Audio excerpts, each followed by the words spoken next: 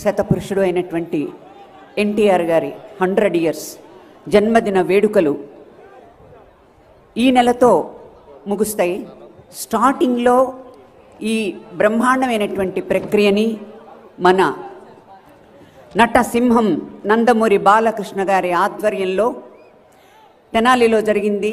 దానికి మొట్టమొదట ఆయన బంగారు పతకం వేసినటువంటి ఆ డాలర్ తీసుకున్న ఆయన హీరోయిన్స్లో నేను ఉన్నాను కాబట్టి ఆ అదృష్టం నాకు దక్కిందని నేను ఈ రోజున సభాముఖంగా చెప్తున్నాను. చాలా అదృష్టంగా ఉంది.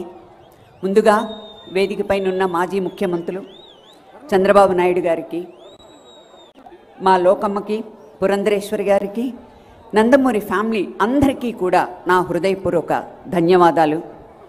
అంతేకాకుండా మీకు తెలుసో లేదో ఇవాళకి కూడా మర్చిపోలేని ఒక సాంగ్ ఎన్టీఆర్ గారితో నేను చేసింది, చిత్రం బళారే విచిత్రం.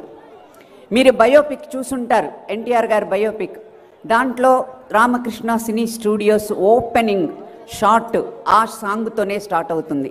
ఎంజి రామచంద్రన్ గారు క్లాప్ కొట్టగా అన్నగారు ఎన్టీ రామారావు గారి పక్కన ఆ డ్యూయట్ సాంగ్ చేసింది నేనే. స్టూడియో సినిమాలు అత్యధికంగా కూడా నేను చేశానని చాలా ఆనందంగా చెప్పుకుంటున్నాను. ఒక 4 సినిమాలు హీరోయిన్గా ఆయన పక్కనే చేశాను, బయట సినిమాలు ఒక 4 చేశాను. కానీ నాకు ఇంకొక అత్యద్భుతమైన అనుభూతి ఏమిటంటే, మన ప్రియతమ నాయకులు చంద్రబాబు నాయుడు గారి చేతుల మీదుగా అమరావతిలో the best Kuchipudi డాన్సర్గా Kalaratna award కూడా నటిగా కాకుండా నర్తకిగా మన నాయకుడు చంద్రబాబు నాయుడు గారి చేతుల మీదుగా తీసుకున్నాననేది అదొకటి ఆనందం తెలియజేస్తున్నాను. అంతేకాదు, మీలో ఎంతమందికి తెలుసో బాలయ్య బాబు బ్రహ్మాండమైన స్టేజీ, కృష్ణుడు, అర్జునుడు, ఇవన్నీ కూడా ఆయనతో పాటు నేను ఇక్కడే కాకుండా ఇందుపూర్లో కాకుండా అమెరికాలో కూడా మేమిద్దరం స్టేజ్లో కూడా మేమిద్దరం ప్రదర్శనలు ఇచ్చాం. స్క్రీన్ షేరింగ్, సినిమాలే కాకుండా ఇటువంటి ఒక అత్యద్భుతమైనటువంటి ఒక వేడుకకి ఇలా రావడం నాకు చాలా ఆనందంగా ఉంది. గుడికి వెళ్ళాలంటే భగవంతుడి ఆశీస్సులు కావాలి.